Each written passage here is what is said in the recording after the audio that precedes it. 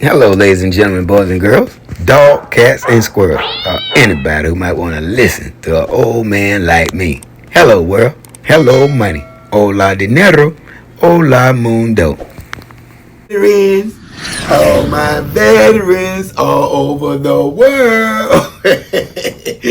You know what time it is. Stop playing with me. All right, you better stop playing with me.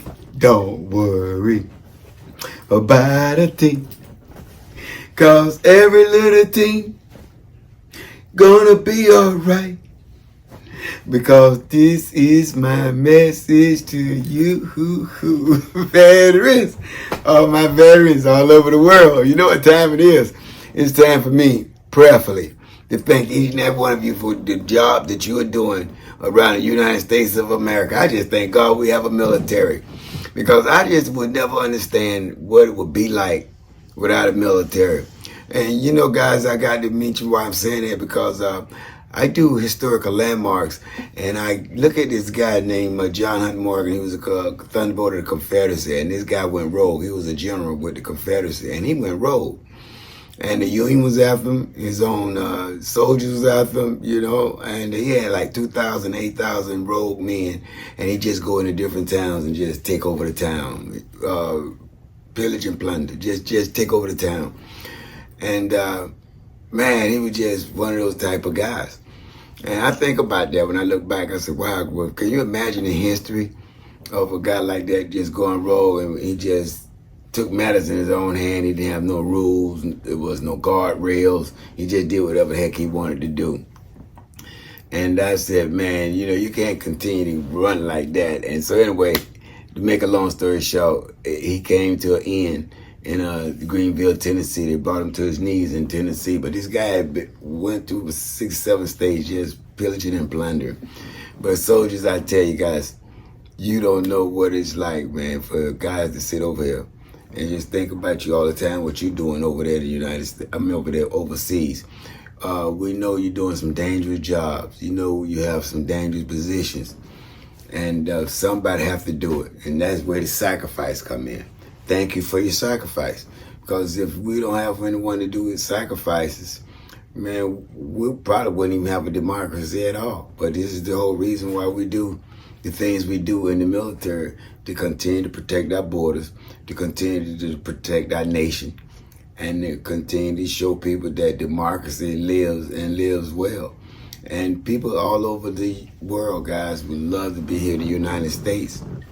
I mean, right now, you know, this our United States is in disarray a little bit, but you know, we'll clean that up. We always do. But the main thing is to just protect and continue to pray for our soldiers. We're going to always continue to pray for you guys, man, wherever you at.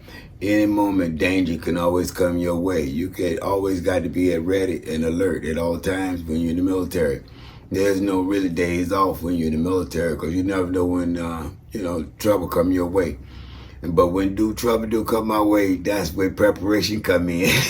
How about that? It is. You guys protect us, boy. That's where we come in. That's where the training come from, and the preparation come from. And the military gonna always be prepared. That's one thing about our military, gonna always be prepared. But soldiers, I want to thank you guys. All the guys just rappelling out of those helicopters. All my doggone soldiers jumping out of those airplanes. Hey, man. Thank you, man. We know you're doing it for a reason. Everybody don't be jumping out there for no fun. But that's training and preparation for war. And when war do come, guys, you are well prepared. The military is well prepared. All branches, bar none. We the best military in the world. And the world knows that. You can ask the world, they'll tell you. Military like us, we're the best in the world. Thank you guys for continuing to not only protect our nation, you protect a lot of other nations that don't have the readiness or the military force to protect themselves. But that's where we'll come in to protect them. Man, democracy is a great thing, man. I love it, man. I love that NATO too, man, where all these countries can come together as one and just live peacefully. That's all I ask for in life, man, just to live peacefully until God bring us home. You know, we don't want to be going to no doggone wars and dying wars. But again, well, thank God that we have somebody to sacrifice to go to war. I sacrifice. And I looked at it like this when I was growing up, man. I said, well, listen, the life and where I'm headed in Tampa, Florida, is not the type of life I want. And I got an opportunity to go to the military to change my life, and that's what I did. I said, man, I want out. I want something different, and I went to do that. And so I went and sacrificed. I said, I'm going to sacrifice my country. I'm going to sacrifice here and do nothing. I might as well go over there and do something and sacrifice my country. And that's what I did. And man, I'm glad I did. I love the military. The military is a great place to be. It's not only where you get your education, but you can also get a good pay grade as well. And just live out your life. I look at my daughter, you know, she done been in the military 23 years now. And which year tomorrow I'm going to probably display on my daughter. You know, she got promoted. She's an officer in the Navy. And I want to, you know, do a little special for her tomorrow, which I think will be a great thing. I want to share the world with her success. But, you know, back to the military, man. Guys, thank you for everything you're doing over there for us. You'll never be forgotten, man. Never be underappreciated. And it's just amazing how some people just don't care nothing about the military. But they don't really know what all these veterans went through and what they had to go through and what they suffered, the pain, the PTSD, the Agent Orange. I mean, so many things, guys, that just mind-boggling that you would never know that they go through, that you experience in the military. And I'm just saying, man, just have some compassion for these soldiers, that's all. And then, guys, look at my homeless veterans. When you see my homeless veterans out there, man, it don't hurt to just say, hey, how you doing today? I see people when they pull up to the stoplight, man, they see the guy like he's a turd or something on a curb.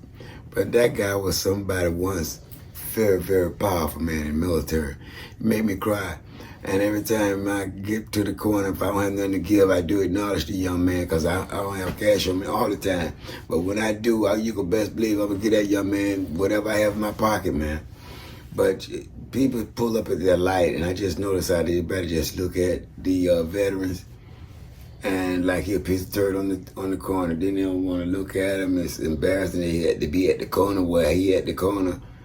And it's sad. It's sad. But veterans, hold your head up, man. Hold your head up, because there's still a lot of people like myself that'll be out there and give you what he can and when he can and how he can. You could believe that. There's going to be a lot of still out there for you, man. We know what you did. We know sometimes we be in a position that we don't need to be in. And we just fight our way out of that position. And you're going to do the same thing. You always did, veteran. You're going to do it now. I love my veterans, man. Okay, so you're homeless. That don't make you a bad person because you're homeless. It really doesn't. And I want you to know that I'm always think about you. I'm always shout you out. I love you just like I love my soldiers over there in the war zones, man. You was somebody, again, over in the military. You somebody here in the United States as well. I love all my veterans, and that's why I'm always shout my veterans out, man. You know, it's a slow process. But guys, you know, I'm going to get my veterans out to a football game too. You know, before I close, I want to talk about how I want to get these veterans, man, to a football game. All my Korean veterans and Vietnam veterans. These are guys that's handicapped, man. They end up losing a limb over here in the military. And all I want to do is try to find the guys. But, you know, I don't even want to beg, ask nobody for no money. I just want to talk to my veterans. All my doggone veterans with deep pockets, man, that don't mind donating a little bit of money to get a veteran that was handicapped from the military out to a football game, and we have a hot dog and a Coke, and we just love on this young man. That's all I want to do, man, before I be called home. And I'm pretty sure before he or she be called home, they'll let it come out to 6,000-7,000 people cheering and loving on them too, spoiling them rotten. That's all I want to do. And I know there's a lot of other soldiers out there like me, man, that want to spoil these guys. And please help me, man. Come on, man. Let's come together, man. Let's get a guy to a football game. We'll get one. I want to get 12 a year, but if we can just get one recipient to a football game, man, my answer will have been answered. My prayer would have been answered by God, the man upstairs. I really do, man. My prayer would be answered if we can get just one person out to a football game, man. And it doesn't cost a whole lot, guys. I'm talking to the whole world. The whole world, man. I'm just asking you to help me get a veteran that is handicapped, lost a limb in the military, in the Korean War, the Vietnam War. And we get them out to a football game, let them know how we got the love on them. That's all I ask. All right, so I digress, guys. I'm going to part on, but before I go to the world, you might be one person To that one person, you just might be the world. And people don't care how much you know until first they know how much you care. And I won't see each and one of you at the top. I'm going to see each and one of you over the top. All right, all my veterans, until next time, I will be shouting you out. And stay safe, and God bless each and every one of you, male and female. Until next time. Veterans! I love you.